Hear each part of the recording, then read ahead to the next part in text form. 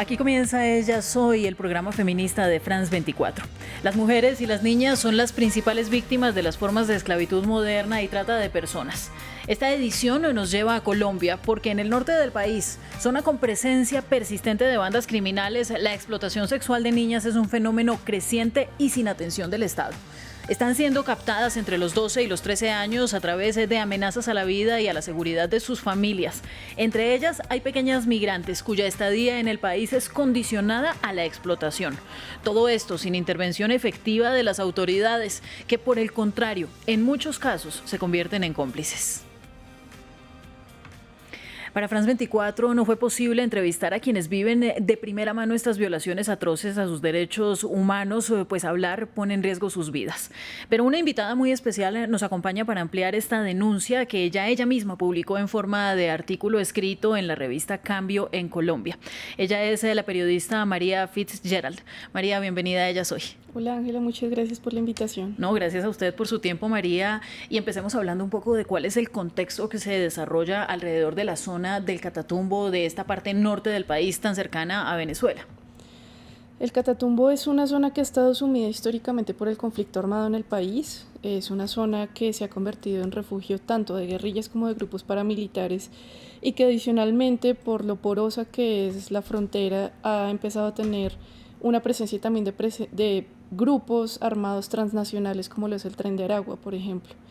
Todo esto crea una especie de desgobierno en la zona que además se ha terminado de agudizar por la falta de relaciones entre Venezuela y Colombia a nivel gubernamental, y eso termina causando que las personas queden sometidas básicamente a la voluntad de los grupos armados, y pues esto deja claramente en un nivel de vulnerabilidad muy alto, principalmente a mujeres y niñas de los dos lados de la frontera. Sin embargo, lo que nos hemos encontrado es que en Colombia hay una presencia muy fuerte de trata y explotación sexual de menores venezolanas principalmente por su estatus migratorio dentro del país. Y por supuesto los tratantes abusan.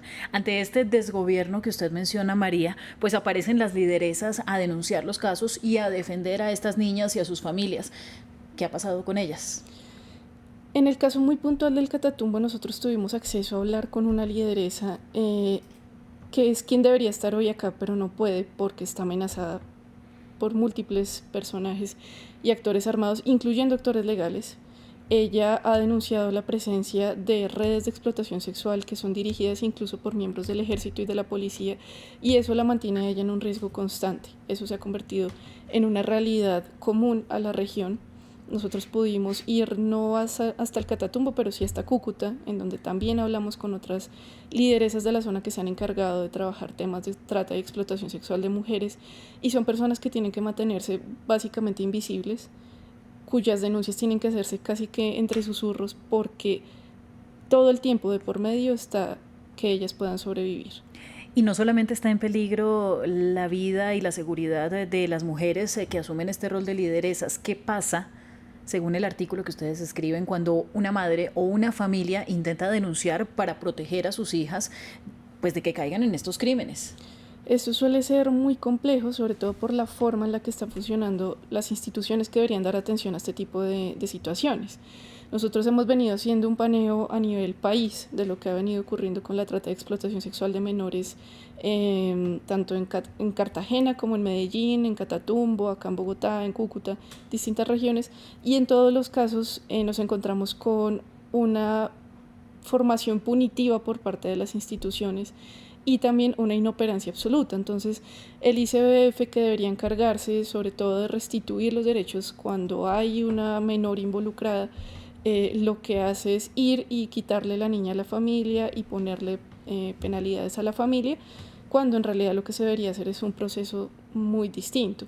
Lo mismo ocurre con la Fiscalía, que no recibe los casos, lo mismo ocurre con el Ministerio de Interior, que no toma en cuenta las realidades de los migrantes, y esto se ha convertido en un factor que facilita muchísimo que las redes continúen explotando a niños, niñas y adolescentes en el país. Bueno, y viendo ese panorama que existe, en su opinión, María, y en lo que han podido investigar dentro del medio Cambio, ¿qué opinión se hace usted de las rutas en Colombia para proteger a las víctimas de formas de trata y de formas de esclavitud moderna? Son inexistentes en muchas medidas, y empecemos por arrojar uno de los resultados que tuvimos haciendo el reportaje del Catatumbo.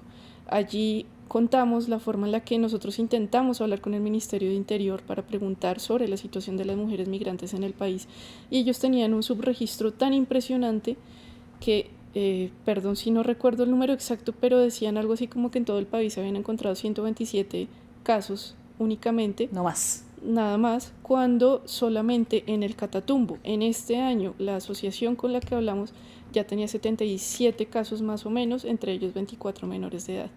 ¿Y esto se replica en otras partes del país, que es lo más grave? Sí, por supuesto, sí, sobre todo en otras regiones en las que el volumen es un poco más alto, regiones como Medellín, el eje cafetero, Cartagena, todas estas zonas que se han convertido en espacios donde el turismo sexual se ha convertido en una realidad, donde ofrecen a las niñas, niños y adolescentes por catálogos que se venden por internet. En esas regiones también se replica toda esta realidad. Sin embargo, parte de lo que nosotros encontramos es que en el Catatumbo puede que las proporciones sean muy similares a lo que encontramos en otras ciudades, pero es una realidad absolutamente silenciada. En Medellín, Cartagena al menos, hay una que otra persona que habla sobre el tema, pero en el Catatumbo está totalmente invisibilizado. Y además de eso, María, porque el panorama empeora y empeora cada vez que vamos ahondando más en este tema, en 2021 la Defensoría del Pueblo emitió una alerta hablando de esta posibilidad y de este riesgo de explotación sexual en menores de edad. Desde entonces algo ha cambiado, más aún si nos vamos más hacia atrás y pensamos en el 2017, ustedes lo registran, organizaciones no gubernamentales ya habían hecho alertas. Estamos hablando de 2017, 2018, 19, 20, 21, 22 y todavía no pasa nada. No pasa nada y por lo contrario parece agudizarse incluso más. Nosotros nos hemos venido encontrando con una serie, es decir, a mí me da risa ver en Twitter, por ejemplo, los comentarios de la gente que dice, pero eso siempre ha pasado. Efectivamente, siempre ha pasado. La explotación sexual de niños, niñas y menores de edad lamentablemente es una realidad constante en nuestro país. Sin embargo, lo que ha venido pasando en los últimos 5 años, que además se vio agudizado por la pandemia, es que muchas más familias, muchos más niños, niñas y adolescentes tuvieron que volcarse a este tipo de situaciones para lograr sobrevivir. No, y sobre todo, María, que ya en un plano más de ética y moral, pues puede que suceda desde toda la historia de la humanidad, pero el real problema aquí es la normalización del tema y la imposibilidad o la ineficiencia del Estado para entrar y tomar acción en estas zonas que además están tomadas por grupos armados y grupos transnacionales. Ustedes lo denuncian. Precisamente, sí. Hace un momento que me preguntabas por la Defensoría muy puntualmente, creo yo que ha sido muy evidente que sobre todo la última administración de la Defensoría fue totalmente inoperante con muchas de las denuncias que se presentaron en todo el país.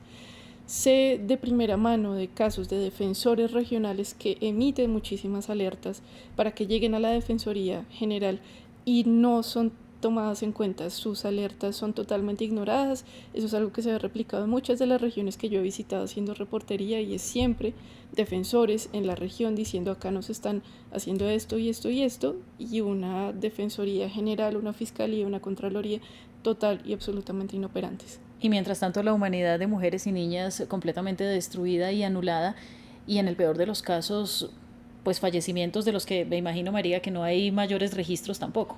Eso es otra realidad, es una cosa muy difícil. Esa fue la última nota que hicimos respecto a lo que implica para muchas mujeres cruzar la frontera, bien sea por las trochas o por el puente.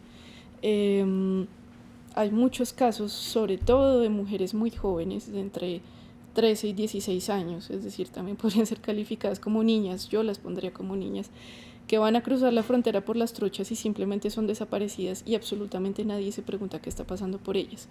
Nada más en este año el Observatorio de Género de Norte de Santander señaló que tenían indicios de que había aproximadamente 74 casos de mujeres que habían cruzado la frontera y no se sabía absolutamente nada de ellas.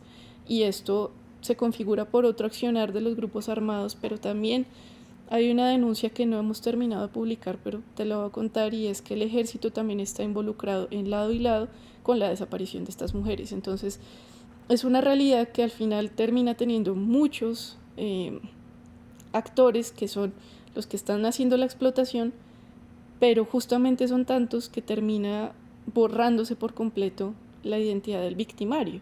Y entonces quedan estas mujeres sometidas a una serie de inoperancias, totalmente desamparadas por todo lado, sin que nadie diga mucho. ¿Qué se sabe de esta participación de la fuerza pública en los crímenes de violencia sexual, de trata de mujeres, de esclavitud moderna contra niñas y contra adolescentes? Son usuales. Y esto también te lo digo por hablar directamente con las víctimas. Nuevamente, en el viaje a Cúcuta pude hablar con varias mujeres que habían sido sometidas o a redes de trata o que voluntariamente habían ejercido la prostitución. Sin embargo, quien las explotaba en ese ejercicio de la prostitución eran personas pues que no les permitían tener los réditos para que ellas tuvieran bienestar a través de esa labor. Sin embargo, parte de lo que ellas me decían y me contaban reiteradamente era que tanto la policía como el ejército solía ir a las zonas donde ellas estaban para robarles dinero, pedirles coimas o simplemente decirles usted tiene que acostarse conmigo o si no me la llevo para la frontera y la dejo ya botada. Eso cuando no las atacan físicamente, cuando no las electrocutan con los tasers, cuando hacen una serie de situaciones. Y también por los días en los que estuve allá estaba corriendo una noticia en la que habían encontrado al menos a 3 uniformados de la policía, siendo los que dirigían una red de explotación sexual de menores. Pues María, sobre esto hay mucho que hablar y yo solamente podría recomendar que nuestros televidentes siguieran los reportajes que ustedes están haciendo continuamente, contándonos un mapeo sobre la situación real de la trata y la explotación sexual en Colombia. Muchas gracias a usted, porque además este es el primer paso. Si es un tema invisible, pues hay que hablarlo, hay que contarlo y estaremos atentos. Muchas gracias nuevamente por la invitación y ojalá que este sea un esfuerzo que podamos hacer para mostrar mucho más esto. Y una responsabilidad. Gracias María y a nuestros televidentes, gracias una vez más por estar con nosotros. Sigan en France 24 y nos vemos próximamente en Ellas Hoy.